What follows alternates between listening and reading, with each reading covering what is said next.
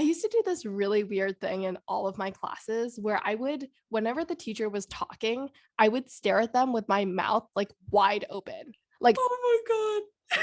and it was so bad and so hard to unlearn. And then with masks from COVID too, like Oh, under my mask, my mouth is just constantly open. still?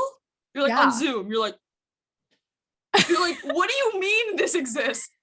What do you mean there's a supply and a demand curve?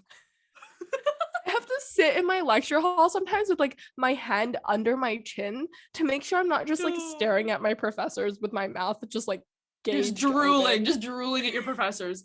Weilyn, I had a memory that I thought about this week, and I don't know. Yeah. This might hit a chord. I don't know if you remember, we were in the same 7th grade language arts and social studies class, and we had a lovely teacher who we're gonna use her original name. Let's call her Miss B. That's not her name anymore, but we're gonna call her Miss B. You know who I'm talking about. And I remember one time she was away. There was a sub. And during that day in class, I remember there was like 22 of us. Like, we didn't do anything. No one in class did shit. We were like fucking around. It was probably a random sub. I don't know, but we didn't do shit. And then the next time we had class, she came in and she's like, what the fuck? Like, what the fuck? Like, I've never seen anyone so mad. She was a scary teacher. And she like went off at us, like went off. And like, no one could say anything except one person. Do you know what I'm gonna say? Wait, I forgot this. Oh my God, Weilyn, we were sitting and like they were yelling at all of us. She's like, what the fuck? Like, why did this go on? Like, what's going on? Like, how do you, this is so irresponsible. Like, what did you guys do anything? Like, you had the worst review from the substitute I've ever had in all my years of teaching. Oh, And I remember you know what I'm gonna say? And all I remember, I was like, Weilyn, you were like, I'm so sorry. Like, I didn't manage my time well. And she's like, see, Weilyn says what happened. Weilyn was the one who admitted it. And like, I remember all of us, like, it was frightening. But I remember like, you were the one who was like, I messed up. Like, I didn't do it. And all of us were like silent. Like, no one did anything, but you were the only one who had the balls to say anything. Oh my goodness. That was, wow, kudos to me back in 7th grade. Know, but also I must have been like the most hated kid in the 7th grade for a period of time. Like, I remember there was times where like the teacher was like, you're not supposed to go into the classroom before a teacher can come in, right? Like, you had to wait outside. And I was so diligent about it for who knows why. But like, everyone would go inside and I would always just stand outside and be like, we have to stand outside. Like, we have to stand outside. And I remember there was so many times, like multiple times, where the teacher was like, look, like Weilyn stood outside. And I was like, yeah, God. I stood outside. But now looking back, I'm like, how did I have any friends? Like, oh my God. Who did I think I was? Like, oh my goodness. She stood outside. She was diligent. Sometimes. No, honestly, but even like for anyone who was ever grown up in anywhere that's like humid, remember being outside waiting, like sweaty all the time. I don't know why they didn't implement like showering into more of like our PE routine way earlier. Remember after PE we'd come into class, everyone was like stinky and smelly and disgusting and wet, and then you would hold like your laptop with like your 12 folders and your pencil case and your book, and you were holding outside, and then all the lockers were like humid and smelled like shit, and then there was like wind tunnels as well. It was like a natural disaster. And then we were walking into class and it smelled disgusting and it was humid, it was moldy. I don't know why a better ventilation system was not implemented sooner. Honestly, you just went off. No, really our middle school and high school was good. But there were definitely some like just like Hong Kong's humidity. It's weather that needed to take it into account. Oh, 100%. This is an architectural issue. Nothing with the content. 100%. This is an architectural issue. 100%. But to be honest, though, like good architecture hits so good. Like, don't even get me started on feng shui. I believe in feng shui so much. Like, oh my goodness, so much. I'm serious. Like, I really believe. Like, it makes so much sense. I feel it. Like an energy. Even my house, like, is feng shui. Like the water. Oh my God. Serious. Like the corners pointing to something. No good. Like, can't do that. I remember there's like my mom used to like find these not these papers, but like there's these websites that will tell you like what's the best feng shui for like what's the best like compass direction for your desk so that you could be like amazing. You can like study the best, or like what's the best direction for your head when you sleep, because like that's how you sleep the best. And so I remember like whenever like every year pretty much we like look at our like we look at the little thing and, like how we're diligent. How diligent of us. So but we're not diligent. super, like not what is it? Spiritual? conspiritual. I don't know. We don't really believe in any of this, but we do it because it's like, why the hell not, right? Like, I know. It's like check those boxes, right? Yeah, like if it helps us any extent, like why not? So we just like move around the furniture. It's kind of fun, kind of a vibe. No, apparently it's bad to have your bed, what's it called, like the end of your bed face the entrance. Like I remember when I was younger, I was quite the interior designer. Like if I was bored one day, I was like, let me just completely move around my entire room by myself, like scratch the tiles, move my bed, make a noise, like, and then finish like 80% through, and it was like a huge mess still, but I'm like, it's fine. But one day I moved it and the bed was like facing directly the entrance of my door. My parents like, we cannot have this, like this is bad. I'm like, whoa. They're like, you can like look this up, this is like a real thing. And like many cultures, like having your bed face like the entrance, like your feet is like bad for whatever reason. But yeah, honestly, I would do that all the time. And like my sister, if she's listened to this, she knows like we would reorganize our room all the time, like just for fun. Like it was like a Tuesday, bored, reorganize it. It's fun. Can't do that much in college, but I feel like all siblings take like one core thing that they like always did, and it's like uniquely theirs. Like for me and my sister, when we were like super young, this was back in the Netherlands, we would make this like concoction. And like thinking back, it was like the weirdest thing ever, but like we loved doing it. Yes. What was in it? Wait. Is this like an eating thing? So no. We would take like a container of some sort, and we would like find like fluids around our house. So like nail polish remover, oh my god, water, soap. Oh my god. And we would like put it in a box essentially with like tissue paper. And then we would just like hide it like in different places around our house. We would hide it under the couch. No, because like it was all cleaning products. So like it never like produced a smell. It was just like really weird. Like we would just like mix it in like different like parts or whatever. And we would like hide it under the couch and be like, how's it doing today? And my mom would be like, what are you guys doing? Like you didn't have a pet, so you had cleaning surprise tubs. Oh my goodness, pets. That's great. Did you ever have a pet? We had fish. It's honestly haunting me to this day. I'm allergic to dogs and cats, and like honestly I think it's like the worst part of my personality. Oh my goodness. Whenever we needed, like we have one family friend in the Netherlands where when she wanted a dog, she had to like write an essay about wanting a dog and like present it to her family. I've heard of this. My mother and father have decided to adopt it. So like when I wanted a hamster, I had to like write something. When I wanted a dog and adopt a dog, we had to like present about why we could take care of the dog and all of that fun stuff. Honestly, great. I recommend. Think it's amazing. So in my house we don't have like a TV, we have like a projector in our living room instead, because like we don't watch a lot of TV, so like when you come down it's like a whole situation. I cannot tell you, I want to say maybe 2 or 3 times a week, a month, I would do a presentation of something I wanted, something I needed, even for the fun of it. I would, in our computer, like, but this is before I got like my first tablet or iPad or whatever, I used the Dell computer in my room. I used PPT, I used Paint, I made like a fun little like infographic. This is before Canva. And I would do like presentations. I Google image, stock images, like just citations. We did not know her. The most ugly, like in your face fonts with like effects in between, you know, like the tiled switching between slides, like just in your face for everything. And like honestly, they're so effective. Like kids who had to like present to their parents, that helps so much. That's like helpful for lawyers, helpful for like rhetorical analysis, helpful for literary analysis, helpful for public speaking. I think honestly, dude, my kid, if I ever have kids or when I have kids, whatever, they're gonna be like, I want to go outside today. I'm like, okay, let's hear a PPTY. Well, listen, the weather's good today. It's good for humans to have like research purposes. Yeah. I think that's the best thing. Like, honestly, truly. Yeah, no, I want that. Let's start them early. Yeah, let's start them early. Like, dude, PPT to even have kids. Like, why is it good to, oh my God, no, PPTs are so good though. Like the slides, the decks. Oh my God, we were doing decks before.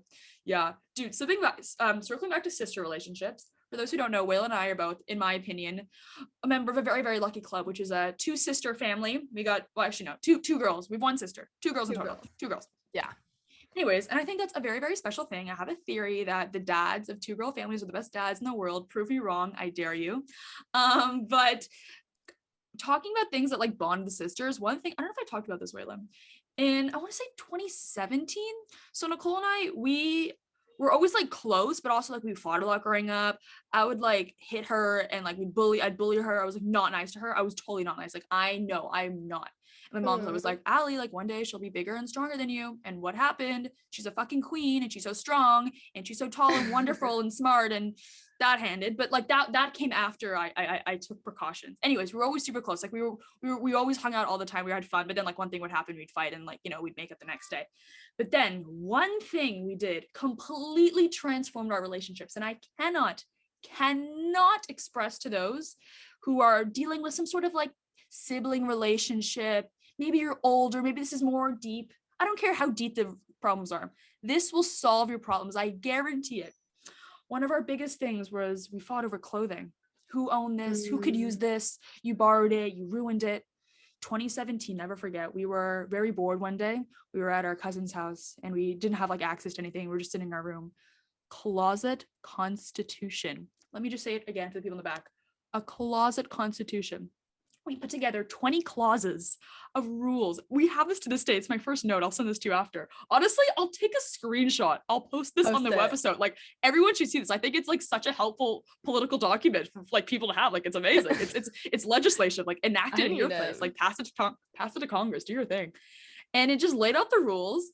We took a very cringy screenshot of us shaking hands, and that was that. And like I say it to this day, that was literally the first step in us having the best relationship ever. Because like my sister's my best friend. I love her more than anything. And that was really the thing that allowed us to get it there. The closet constitution. I love that so much. So I feel like you're so right. There's always like that one time, like one breaking point where like it changed everything. Like I still remember me and my sister like had this one huge fight. I don't even remember what it was about. But then like after that, we like never really fought. Like I remember like we made up on my mom's bed, and then like that was it. Like after that, we had like small tiffs, and it's like it's the funniest thing where it's like after you fight or like you're a little passive aggressive about something and someone like slams the door or something, and then they like come out and they like want to watch TV with you. Know, literally. They're like, you're like, you want to sit on the couch? They're like, do you want to watch YouTube? And I'm my like, God. No, but yes. No, 100%. It's 100%. So funny every time. Yeah. But yeah, we definitely have to share that closet constitution. No, it's so helpful. It's super helpful. I have a theory though. Like whenever I borrow my sister's clothes, she gets kind of angry, kind of annoyed. But then I let her borrow my clothes and I don't say anything. I don't do anything. You are our target customer right here. You need the closet constitution, honestly. Oh if that domain's not taken, I will totally buy closet constitution. Like I want to make this like an NGO. Like I think it'll literally save the world. Think even more like think geopolitics, closet constitution. Hey, you borrow someone's land, you gotta give it back. You gotta be respectful of the land. Like this is geopolitics we're talking about right now. We're talking about socioeconomic issues. Also, I feel like couples would use that a lot too. Oh my God, you're right. Right? Because like sharing clothes and things like that. Yeah. Just you could make a business. No, honestly. Not us being a startup accelerator right now. Oh my God, not us accelerating our ideas. Wow. I wish. Yeah.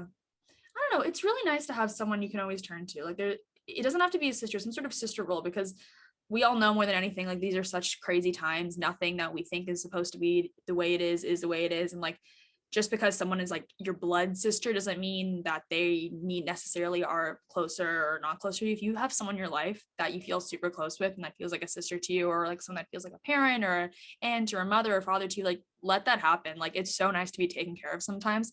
And like the theme of my week has definitely been to be gentle to myself. Like I got stitches yesterday and I was like, yeah, it's like not a big deal, whatever. I was like anesthetics, but like I was in a lot of pain. I didn't really give myself that kindness, and I didn't really want to people to like take care of me. But then like last time friends came over and they're like, Ali, like that's not okay, like let's take care of you. I was like, oh my God, wait, this feels good, because like I'm totally someone that wants to like take care of others. Like let me help you out, I have this thing for you, like let me help you, let me connect you to this person, let me find this for you.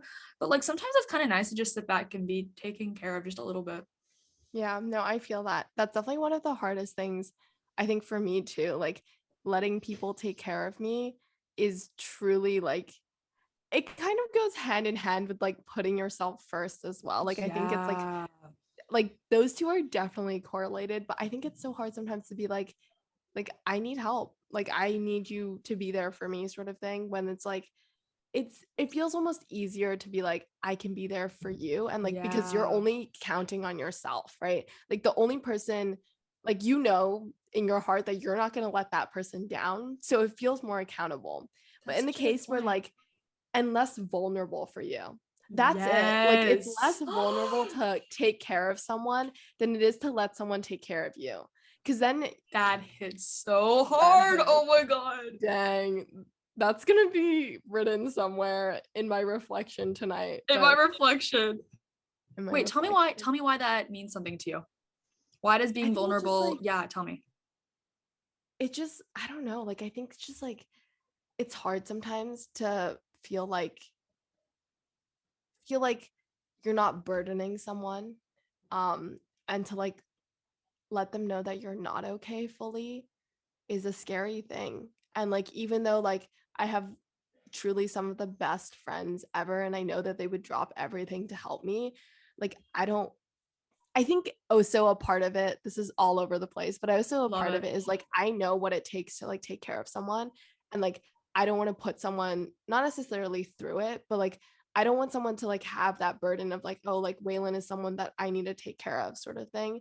So I rather like not put them in that position. And it also makes me feel like I'm doing my part in the relationship almost. That like, yeah, that's also a part of it. But why do you think you deserve to be someone who takes care of others, but then you don't deserve to be taken care of? Like, why is that? Where do you think, has that always been a thing? Or is it more of like you want to be that constant for someone? Is it a vulnerability thing? Like, I want to dive into this a little. Yeah, I think it's a little mixture of everything. I think it's like, first of all, like a lot of really not great friends in the past who have like probably let me down and like not taking care of me, or like in my mind like I was struggling and they like didn't step up for me, which was something that was pretty hard. What advice would you give to yourself if you could go back in that moment? I'd say like if they want to be there for you, they would have been. And like there's no point in chasing. I was like watching a YouTube video, but this person was saying like there's no point in any relationship. Like, if it's so hard to drag the person to the start line, then like how are you going to drag them through the marathon? Oh my God. Right? Where it's like in every like boyfriend girlfriend relationship, or in every like friendship of some sort, like if you can't even get them to like be your friend or like be there at the start, like how are you going to get through a whole marathon with them? And that hit. I was like, that's so good. Yeah, that's so good. Yeah, you're totally right. Yeah, what are your thoughts on this, like in terms of relationships, but also like why do you feel like it's so hard for you to like let people take care of you? I think you just made a really good point. I didn't like honestly put together until like 2 minutes ago, which is the vulnerability part. One of my character goals, I guess you could say, this year. Well, my first half of the year was like, I need to work on being more empathetic, which we're still working on, but definitely a huge improvement in that. And then my second thing is about being more vulnerable. And I have come a really, really long way, but I've noticed in relationships, and when I say relationships, I mean like any like friendship, relationship, like I mean anything, I mean that generally, any human to human contact, I guess. I always want to put up like, I subscribe to like, oh, I know how important first impressions have been. I read all these self-help books and like first impressions make a big difference. Like even for myself, like people always say, oh my God, hey, what was your first impression of me? Like 6 months later, like people remember first impressions. So like I have this idea of what I want like my first impression to be. And I want that to be sustained as long as possible, because I'm like, wow, if my first impression is so good, like I want to see how long I can like be good until I go bad, if that makes sense. Like I know it sounds so bad, but like I'm thinking about this in like other aspects of your life. Like even think about like everything from, people talk about this with like grades or diets. You're like, how good can I be? And like you go too perfect for too long and then you burn out, or you feel like this isn't it. And I think I've been doing that with relationships. I've been trying to be this like perfect, amazing, overthinking everything. And then it falls on my face. And then I psychoanalyze and I beat myself up afterwards, which is really difficult. I know we've talked about this quite a bit, but like what are your I guess this is kind of ironic, but what are your thoughts on overthinking? I feel like as much as everyone does it, like it's truly something that's not talked about enough, right? Like this idea 100%. Of like, oh, like I'm overthinking this, right? It's such a phrase you hear, but nobody's like, hey, like what's going on? Like, why are you overthinking it? And like honestly, there's not much like support, I feel like, around that, besides if you go to like therapy or you like talk to a really close friend. But I think in terms of like overthinking, there's so many different aspects. that people can overthink, and like those aspects change with time as well, right? Like at some points in your life you overthink friendships more than your academics. At some point you overthink, like it almost feels like you're always overthinking something, but those things kind of like transfer out. um I don't know, I don't really have a lot of advice on that front. We're still working through it. But I don't know, it's a hard one for sure. I was listening to this podcast this week called the Mindset Mentor podcast, and I think I sent it to you. It was like 5 steps for overthinking. And like, you know, sometimes like you see something and it like comes at the perfect time. Like this was like perfect. I was overthinking something so much, and it came out, I was like, amazing. And there was like 5 things, and they were all great points. But one, I don't even know if this was a point, but this was an anecdote that was shared, was when you think about overthinking, you're not overthinking good things in your life. You don't be like, I feel so happy that I get to have 3 meals a day. I feel so happy that I'm able to wake up every day and I'm healthy and my legs work and my arms work and I'm in this school and I have friends. When we associate overthinking, we don't think about overthinking like positive things. We don't overthink things we're grateful of. We don't associate that. We overthink things that are negative. Like, think about that. That like mess. I was like, oh my God, you're right. We don't like beat ourselves up for being like, oh my gosh, you're thinking about how lucky and how proud you are of yourself. You're overthinking how much you love your parents and how much you're grateful for the world and how much great impact is going on. We only associate this. Overthinking is a negative connotation because we only overthink or say it's bad to think about things too much if it's a bad thing. We never say like, you know what I mean? Yeah, I feel like a part of that has to do with like our threshold for average too of ourselves. We hold our average at not like a neutral point in our lives, but I think we hold our average to be like happy and healthy and like all of these like high things that take a lot of effort to be. And when we're anything under that, we somehow are like, oh, we're not enough. We're not reaching like this threshold, right? We're like, I feel like for most people, our threshold is not like just okay, right? Like nobody's saying like, oh, like I'm neutral, like nothing bad, nothing good, right? Like it's always like I'm happy or like I'm not reaching that happiness and therefore like I'm overthinking this because I'm not like here, right? That's so interesting though. I wonder if there's anything to do with like how we also have to hardwire our brains to rethink about like things like gratitude, right? Like if you're not practicing, like Ali, you write like 3 things you're grateful for every day, right? Yeah, sometimes more. Has it or less, has it like or less.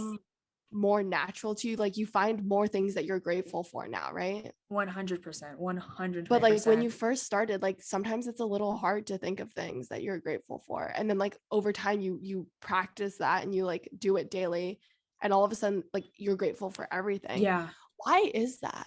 Yeah, like I've had days that are like objectively shitty days, and I write things like, I'm so grateful for, like, for those who don't know, I journal every night. I've been doing this for like 3.5 years now. Absolutely life-changing. Highlights, lowlights, excited for tomorrow, exercise, weather, I am blank, excited for tomorrow, or sorry, excited for the future, and grateful for. Very religious. It's a thing. Red journal, Moleskin, please sponsor me. I need a new one actually. And I write it in my bed 99% of the time, like unless something happens and I forget one night and I'm in a chair or whatever, but I always write in my bed. And whenever things are like maybe a bad day, like I go back to the most basic thing. Like there's never a day you can't be grateful for anything, which is like so cool as well. Like I force myself to think of something. I'm like, I'm so grateful I'm in a bed tonight. Wow, like I'm comfortable, I'm cozy, I've got soft pajamas. That's amazing. And like I think you hit the nail on the head with that, way. I'm like, kind of artificially forcing yourself to think about like things you're grateful for can be so helpful. Like it really can. And I know, like, I don't want to like be like, oh my gosh, we're so smart, we're talking about gratitude, because everyone and their mom and yoga teachers talking about gratitude right now. So I don't want to get into that because 100%. Everyone thinks about that, and like I'm just saying it is helpful. There's so many other things that work for me. I'm saying that works for me. There's other things that work for me, like even the whole like 5 a.m. thing. Like everyone has a thing that works for different people. But yes, that has been helpful for me. And also I always like want, but I would say the grateful thing is wonderful, but I would say that's like the last thing I do as I write the journal. Like grateful is always the last thing, but I always write, like, first of all, I write highlights, and then I write the first thing I do is write highlights. And the very, very, very first thing, like for 3.5 years, has always been wake up. I'm fucking grateful that I could wake up in the morning. I'm not super religious. I'm very culturally Jewish, but I'm not super like religiously Jewish. But there's one prayer called Ani, which is like a morning prayer and you wake up in the morning and there's like 5 or 6 verses and it talks about different things, but the first thing is like, thank you for God waking me up in the morning. And like that can be said, I'm sure there's other religions with other prayers and different spiritual groups that talk about that, but like I think that's so underappreciated, just like being able to 100%. wake up in the morning. Yeah, like there's so much to be said here too, and like not to get like super spiritual about it, but there's so much that goes into waking up as well, right? Like there's like the physical willpower to wake up, the mental willpower to wake up. Like there's a lot of components to it, and like it's hard sometimes. Like it's honestly sometimes the hardest part of the day.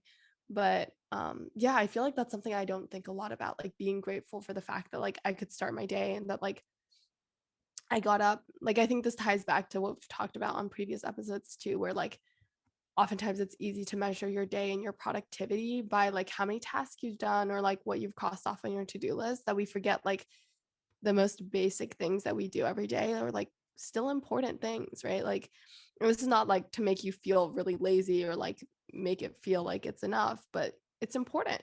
And I think there's something special about recognizing that. Yeah, that's so special. Yeah. Like waking up in the morning. Shout out to honestly one of my like literally like my favorite influencer. This is on behalf of Weilyn and Ali, and I'll throw my sister in there as well. Remy Cruz, one of the faves we love. She did this video yesterday and I watched it, and she was talking, it was like a TMI talk, let's talk about stuff. And one of the things she was saying was like, there's some days you wake up in the morning and like I'm already tired. Like I'm already like I can't do this. And she's like, on those days, I take things slowly. And I like there's things I need to do. I'm already overwhelmed with the task. Like sometimes you wake up in the morning and like it feels like shit if you wake up and you're already anxious about what to do during the day. Like that feels so stressed. Like to wake up and already feel like you're behind. I've had so many days I feel like that, and it feels terrible for the rest of the day. It feels like you're playing catch up with yourself and you can never catch up. 100%. The amount of days I feel like I've woken up already behind in my to-do list or woken up Yes.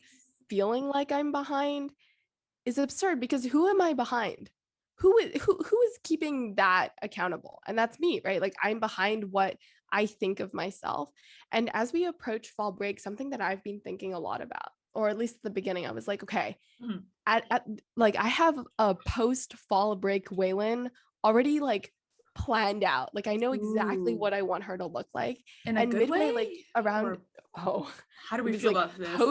post Tell fall me. break Weilyn Wait, who is knows she? what's happening in all of her classes, is ahead of schedule, like has reviewed and learned everything in her classes, like has started her assignments for the week after, Doesn't need to take like, bathroom caught up on, breaks. doesn't need need to to take sleep. bathroom breaks, is running on full efficiency, has my planned God. out how to get between classes the most productively. And I sat there yesterday and I was like really stressed about fall break all of a sudden, because like my exams ended today at like 1:30, and I sat down and I was like, well, now I have to do all of the things that I now need to do for fall break.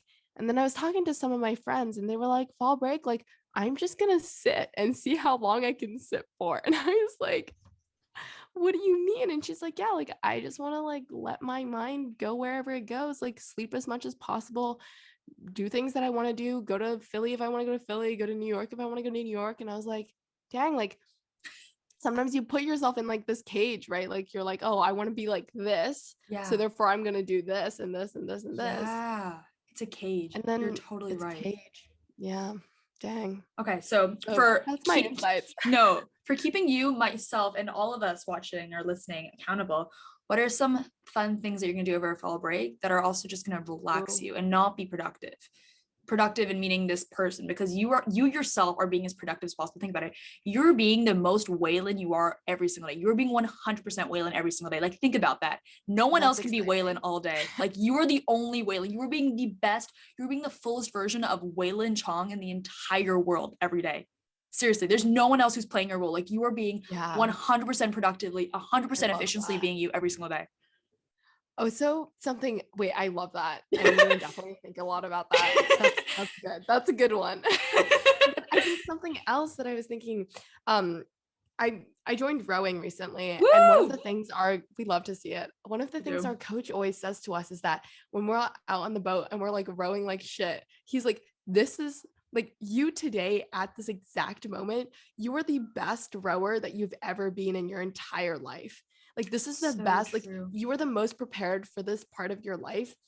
Like to this point. And I was like, oh, like cute for rowing. But I was like, wait, like this applies in so many other ways too. Like you are the best version of yourself. Like if you want to be the best version of yourself today, like you can be the best version of yourself today because you know the most today. Like out of any past Waylands, past Allies, like ever, like you know the most today. Like that counts for something. And I was like, psh, like mind blown. Like that's crazy. Anyway, sorry, I feel like I've kind of like exploded all over the place. No, it's amazing. It's amazing. Like I'm like picking it like we're like on a plaster or a wall journey. And like we see all the brain energy everywhere. It's amazing. It's amazing.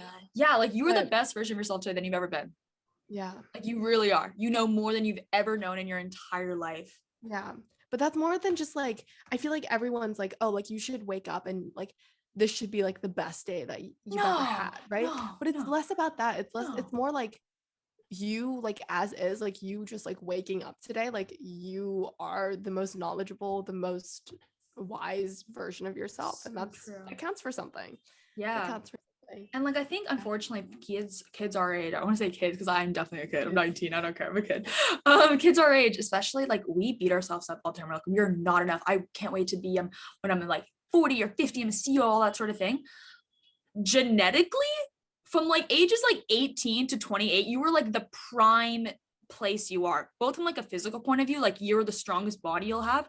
Like, so sorry, I'll talk about 2 points. First, from a physical point of view, like strongest. Second point, from like a mental strongy, you're the strongest you've ever been. But also from a mental point of view, like there's so many studies done that like you can learn the quickest at the fastest rate, and you're able to adapt way quicker when you're like in our age group than you are any other age group you'll be able to learn, because you're at a really cool balance between like being able to understand more difficult concepts that you might not have been able to when you were like in like toddler years and things like that, but also you're still able to like be quick and understand things quite quickly, as opposed to when you're maybe in like your 70s or 80s and 90s and things like that. So like appreciate, like this is amazing, like you are as like smart, especially right now, like college students beat themselves up all the time, like you are the best version of yourself right now, like fucking like you are triumph, you're on the top of the mountain. So that's on the mental side. On the physical side as well, like this is okay, my experience as well, like shit ourselves every day. I'm like, oh, my body's not this, body's not that. Like you are the most beautiful body you are having right now. Like you are doing so well right now. Like you are like thriving. This is it. Like you are in your peak, fantastic. You are only on the up. Like it's amazing. So like honestly, giving more like I guess giving more love and giving more appreciation and more credit to college students and like in those ages, those young adult years when like you feel like you're like basically at the bottom of the food pyramid in terms of career, but in many things in your life you're really at the top of your thing, and like kind of having that mentality. You guys are enough, even without like accolades or any of that. You're enough just being you.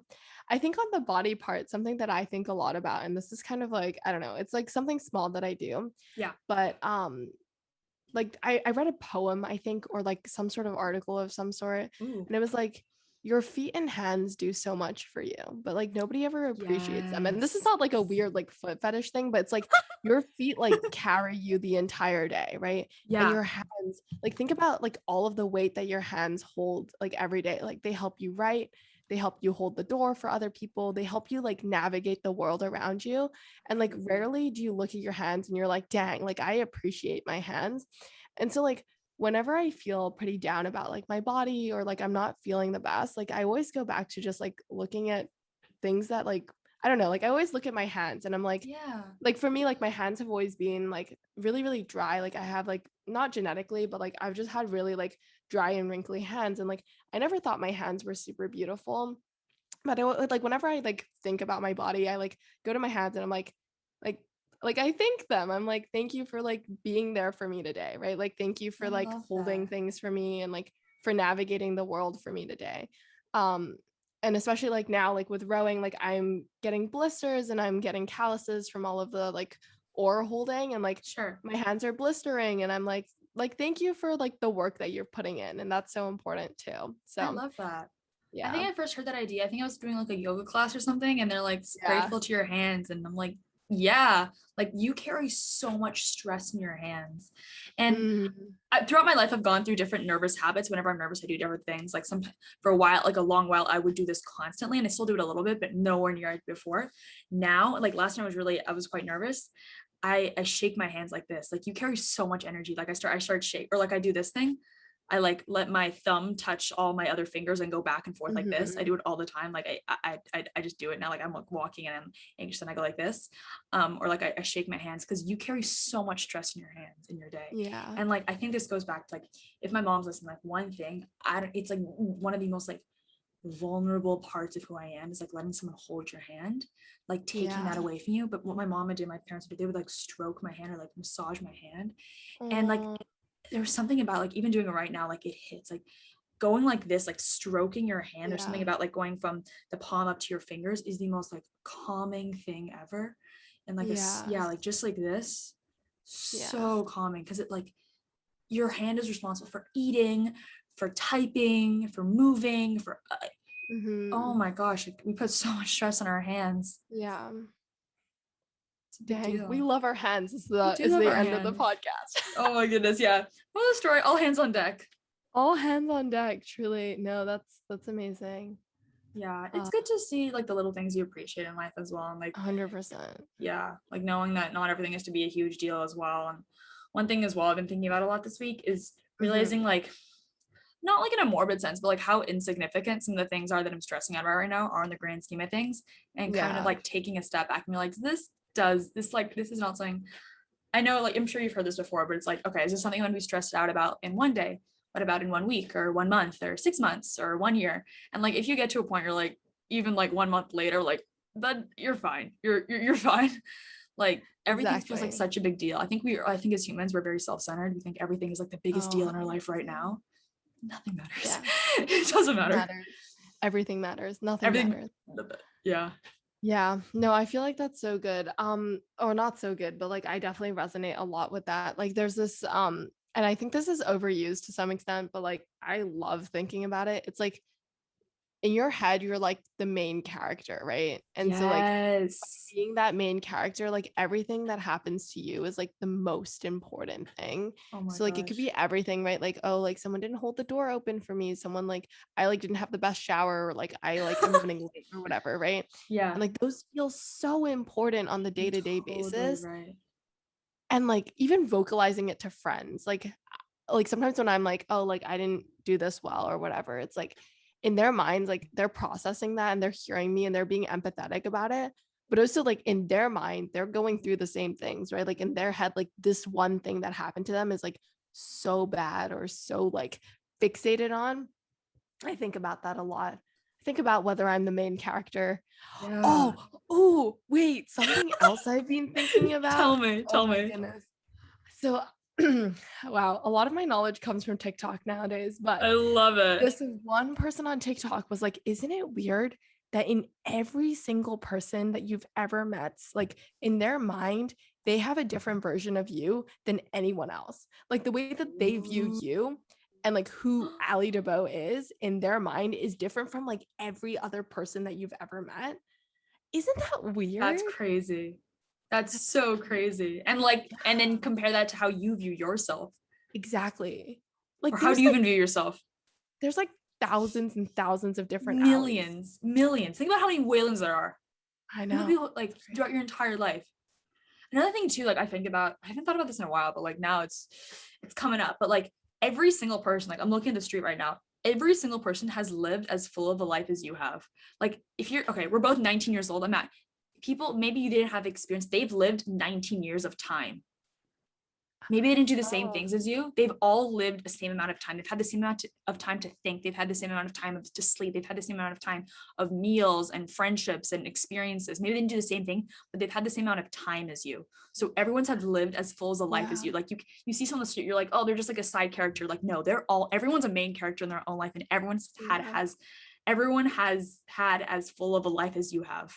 Yeah. No, Like no that's one's crazy. brain turns off. It's not like when Yeah. you're not there, their life doesn't exist. Like their life exists when you're not Mhm. there. No, exactly. I think that like also kind of circulates back to this idea of like how we compare ourselves to each other. Cause like to some Mm. extent, it's like they're 18, I'm 18. Like, okay, like they're doing so many cool things with their life. Like, what am I doing? And then it becomes this like cycle Ooh, too, which I think is interesting. important to recognize. Like everyone's at such different stages. Like even at 18, Yeah. like don't have to be an 18, like not all 18-year-olds look the same, I guess, is my other cliche lesson for today. Oh, for sure. But I think that's really important to recognize, like people can be same age, different stages of their life, and that's I love fine. that. Yeah. Also, this is something my dad gave me really great advice with a while ago, but shout out to late bloomers. This isn't about puberty, but this is also just in terms of like developing like, or like having your shot or having your things. Like just because you weren't like top of the class, whatever, when you were like in middle school, whatever, does not mean like that's it be all end all. Like, oh my goodness, like you can see in the news or any top people you follow, like so many insanities, people like hit their big break or whatever when they're older, and that's okay. It's okay for not everyone to be different stages, and some people like kind of burn out quickly or have different things. Like not everyone's stage in their life are the same, and that's okay to like appreciate that. Yeah, 100%. I think that's so important to recognize. Like, you don't gotta peak yet. You have time. You have time. Except if you peak in high school. We know a couple of those, and that's not the vibe either. It happens like that. Like everyone, there's a we got this. We got this. We got this. You're enough. So loopy today. Can we just talk a little bit about that? Like, why are you loopy? Can't even. Can I talk about the Princeton Plague? Have I over talked about this? Oh my god, no, go off. Talk about the Princeton Plague.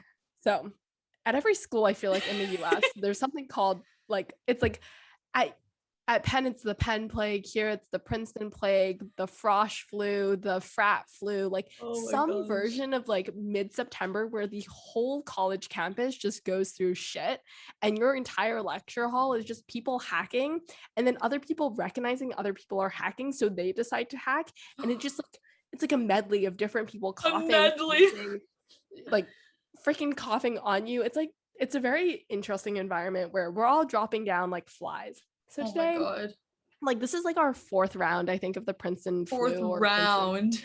Yeah, like it hits hard. But this is my first round. Like I hydrate. I try to like take care of myself or whatever. Oh my goodness, I know. And so like I woke up like 2 days ago and I was like, shit, like I have the Princeton Plague. Like I'm not feeling the best, like whatever. And I was like, okay, let me hydrate. So like I have this gigantic half a gallon jug. Yes. I was like chugging that. I was like, water saves me. Water saves me. I wake up the next day, I'm like, shit, it got worse. Like, how is this possible? Like, I'm doing the most. And so like, and then I basically slept so early last night. And then I woke up today and I was like, oh, my voice is gone. So I went on vocal rest for most of today.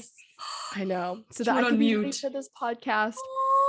And your voice has been so beautiful this podcast.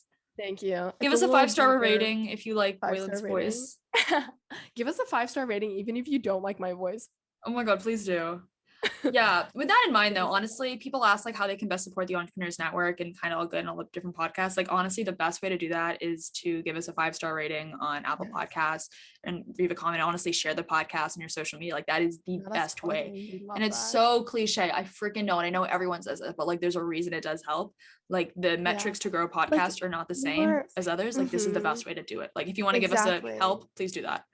Yeah, no, that'd be so great. And also like, I'm not just like so great, but like super great. Like it's like kind of all good. It's like kind of it's kind of all good. Like kind of okay. But it would mean a lot to us and we love you guys. But also like another note is like me and like Ali and I didn't realize we were like charting on so many different like rankings in Hong Kong. Like to give you guys a sneak peek, like we were charting top 7 or 8 in Hong Kong for entrepreneurship, which is amazing. But we completely missed it because like we didn't realize like we could track all of our charting. It's so, okay. Like, we have the numbers and everything, so we're gonna definitely share it. But like I wish we had like gotten a screenshot of that. That was like that would have been amazing. We just gotta get back up there. I guess that's how it is. Yeah, so please help us so that we can I don't know, just like make more good content for you guys and just like also we've got a great team, the Entrepreneurs Network, but also like we are pretty much the ones who run our Instagram. So if you guys ever have anything you want to share, just talk, like feel free to DM us. Like it's a super casual way to do it. I know email can kind of feel a little more administrative and kind of like so like feel free to DM us at any time. We also have everything linked in the description below, so just feel free to reach out. We're super chill. We're really really open to talk to anyone. So anyone, like we're good friends to listen to. Like honestly, shout out to Weilyn is a fucking amazing friend. Like I really mean that. Like you know how sometimes you know people in your life like you don't even know them very well. Like okay, this is not for Weilyn, but like I had a girl last night. I was like, I can tell she's a really good friend. Like, let me tell you firsthand experience. Weilyn is an amazing, amazing friend. Seriously. So if you're looking for a kind of all good friend, hit up Weilyn. Oh my goodness. Wait, I'm gonna true. spiel off on Ali for a minute too. I feel like every podcast you try to hype me up and I'm like, Ali is the best. Like really, like I wake up with like the most amazing text from Ali. Like if I'm not feeling the best or like I feel like I'm being really hard on myself, like no matter how much pressure or like how much work she has, she always like takes the time to make sure that like I'm doing all right. And that means a lot. And sometimes I'm like, I'm not doing enough to make her feel supported. No. And I'm like, I wish like I don't know, I wish I could give you a big hug sometimes. Like you sometimes like are going through it and I'm like, Ali, like let me be there for you. And like oh my goodness. You just put let so me be much there for thought. You. Let's go back to the beginning of the pod. Let me be there for you. Let us be there for you, everyone here on this podcast. Like we hope this is a safe space as well. Yeah. But yeah, absolutely. I can't wait for our reunion. Oh my goodness. It's literally been 7 months since we started this. We've not seen each other once. For all I know, you are just a simulation of my computer. That's crazy. Stop. I thought about that like a little too hard a couple days ago and it really hurt me. Like I thought I was walking on the street. I was like, what happens if everything I saw is all fake and this is all like a dream? No, it's not true though, right? I spend the most time with you, like on a day. Like I spend. No, honestly, you occupy like in my mind. If my mind is a pie chart, like you occupy most of my mind. Oh my god, honestly. No, the other night I was like, you were the last person I saw before I went to bed. The first person I saw when I woke up. I was like, aw, kind of cute. Because we had like I think we had a call to like 11 or something. Then we had a call at 7 a.m. I was like, wow, I go to bed looking at her and wake up looking at her. I was like, there's only been few people like that in my life. I love it. On that note, we've got a Princeton Plague that we must deal with. So Weilyn is being summoned to her bed. Hitting the hay. Hitting the hay. Much needed. Enjoy your holiday and fall break. You're going to be... Enjoy your Friday. I'm so excited to enjoy the Friday. It's going to be fantastic. Wait, tell me one good thing that's happening tomorrow. Tomorrow? Oh, today. Sorry. Today. I can say Friday. Today, tomorrow. Either fun Friday. No, we do. We got a couple good meetings today. Meeting the professor I really like and having French lunch, going back to the doctor, a big computer science review session. And yeah, I'm gonna have a chill dinner tonight. Super chill. Super chill. Like I wrote in my journal yesterday, I'm excited for tomorrow. I'm excited to like plop in my bed at the end of today. As you should. As you should. Amazing. Well, thank you guys for listening to a kind of all good episode. And be sure to tune in next week. Yeah. Make sure to follow us on Instagram, LinkedIn, and make sure you come back next week, same time for the same jazz, either on Spotify, Apple Podcasts, or wherever you're listening to your podcast. Make sure to rate and review us on Apple Podcasts. And we'll see you guys next week. Bye, guys. I'm hitting the bed.